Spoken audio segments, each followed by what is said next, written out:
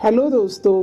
श्रीरंगपट्टनम किला एक ऐतिहासिक किला है जो दक्षिण भारतीय राज्य कर्नाटक के ऐतिहासिक राजधानी श्रीरंगपट्टनम में स्थित है।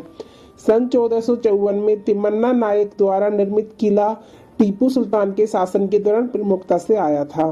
किले को पूरी तरह से किलेबंद कर दिया गया था और आक्रमणकारियों के खिलाफ बचत की बढ़ती जरूरतों को पूरा करने के लिए फ्रांसीसी वास्तुकारों की मदद से वास्तुकला को संशोधित किया गया था। कावेरी नदी किले को एक तरफ से घेर लेती है। किले को कावेरी नदी द्वारा पश्चिम और उत्तरी दिशाओं से संरक्षित किया गया है।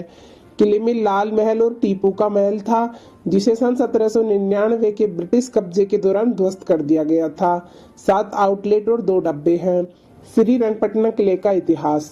माना जाता है इस किले का निर्माण विजयनगर साम्राज्य के एक शासक तिम्मन्ना नायक ने सन 1454 ईस्वी में किया था। किला 1495 तक साम्राज्य के हाथों में था, जब वोडियारों ने विजयनगर शासकों को परास्त कर दिया था। बाद में किला आरकोट, पेशवाओं और मराठाओं के नवाबों के बीच बदल रहा था। वोडेयर्स ने अपनी राजधानी मैसूर से श्रीरंगपट्टनम स्थानांतरित की और किले को साम्राज्य की सीट के रूप में स्थापित किया। इस क्षेत्र और किले में सन 1673 से 1704 के दौरान चिक्का देवराज वोडेयार के शासन के दौरान प्रगतिशील परिवर्तन किए, लेकिन बाद के 3 शासकों पर कोई प्रभाव नहीं पड़ा।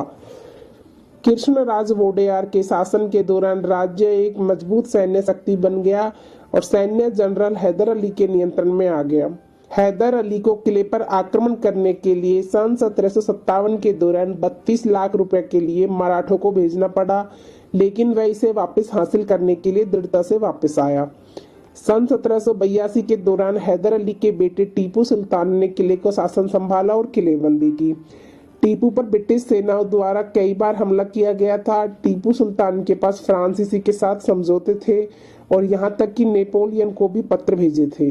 कई असफल प्रयासों के बाद कर्नल आर्थर वेलेस्ली वेलिंगटन के प्रथम ड्यूक की कमान में ब्रिटिश बलों ने 4 मई 1799 को कवर के तहत हमला किया। बलों में 2494 ब्रिटिश सैनिक और 1882 भारतीय सैनिक थे।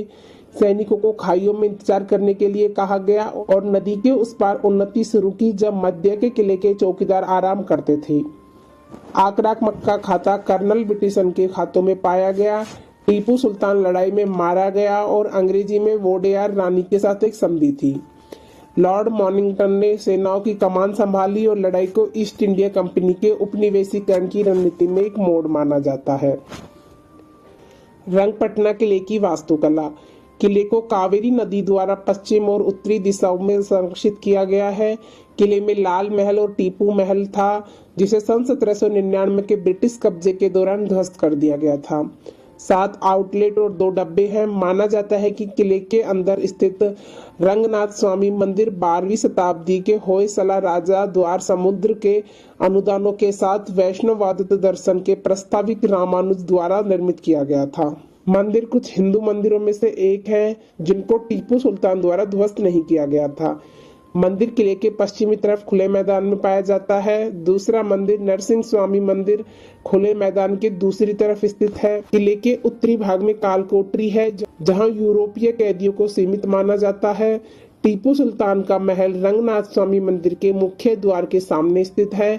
जुमा मस्जिद, जो इंडो इस्लामिक वास्तुकला में टीपू द्वारा निर्मित है, किले के अंदर की प्रमुख मस्जिदों में से एक है। टीपू सुल्तान फोर्ट वास्तुकला की इंडो इस्लामिक शैली में निर्मित है, जो हर पर्यटक को अपनी ओर आकर्षित करता है। किले के प्रवेश द्वार पर एक फारसी शिलालेख है, जो इस किले के निर्माण की तारीख को बताता है। इस किले में प्रभावशाली 4 द्वार हैं और 3 तरफ की दीवारें 40 फीट ऊंची हैं और इसे अपने समय के सबसे मजबूत किलों में से एक बनाती है। किले के अंदर एक रॉकेट कोर्ट है। यह वही जगह है जहां से टीपू सुल्तान की सेना द्वारा मिसाइलों को लॉन्च किया जाता था। श्रीरंगपट्टनम किले की एक और खासियत लाल महल है, जो कभी टीपू सुल्तान का निवास स्थान हुआ करता था। यह लाल महल अब खंडर बन चुका है, जिसके बारे में यहाँ एक बोर्ड पर भी लिखा हुआ है। लाल महल पैलेस का उत्कृष्ट डिजाइन है, जिसमें एक दर्शक हॉल है, जैनाना नाम के महिलाओं के क्वार्टर और एक पुस्तकालय भी शामिल है। टीपू सुल्तान किला 240 एकड़ भूमि में फैला हुआ है और कहा जाता है कि इसमें 1500 घर और 6000 लोगों की आबादी थी। किले परिसर में 2 कक्ष भी बने हुए हैं, जहां पर कैदियों को रखा जाता है। इस किले के अन्य दर्शनीय स्थलों में टीपू सुल्तान और हैदर अली की कब्रें शामिल हैं। श्रीरंगपटना किले का निर्माण। श्रीरंगपटना किले के निर्माण की बात करें तो इस किले का निर्माण सबसे पहले सन 1454 में किया गया था। इसके बाद इस किले ने कई परिवर्तन और जीर्णोद्वार देखे थे, जो कि शासनकाल के परिवर्तन की वजह से हुए थे। मैसूर शहर में किलों की कमी के कारण इस किले ने कई दशकों तक प्रमुख रक्षा केंद्र के रूप में भी काम किया है।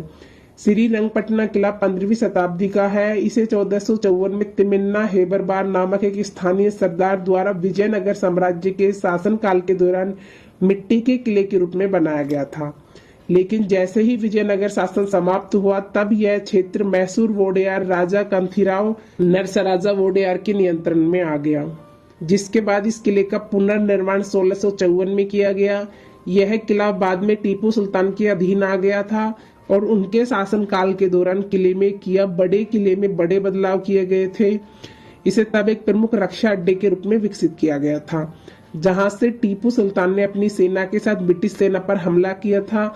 बाद में 1799 में ब्रिटिश सेना ने टीपू सुल्तान को हराया था और वह किले में ही मारा गया था।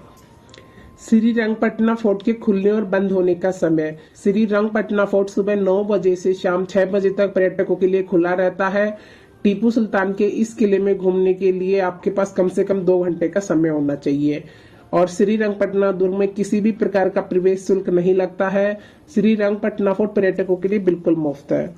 अगर आप श्रीरंगपटना किले की यात्रा करने के लिए जा रहे हैं तो बता दें कि यहाँ आने का सबसे अच्छा समय सर्दियों का मौसम है। अक्टूबर से मार्च के महीने में यहाँ की यात्रा के लिए बहुत अच्छा है। ग्रीष्म काल का समय यहाँ की यात्रा करने के लिए कम उचित है। मानसून के मौसम में भारी वर्षा आपकी यात्रा को खराब कर सकती है, इसलिए इस मौसम में यहाँ की यात्रा करने से बचें।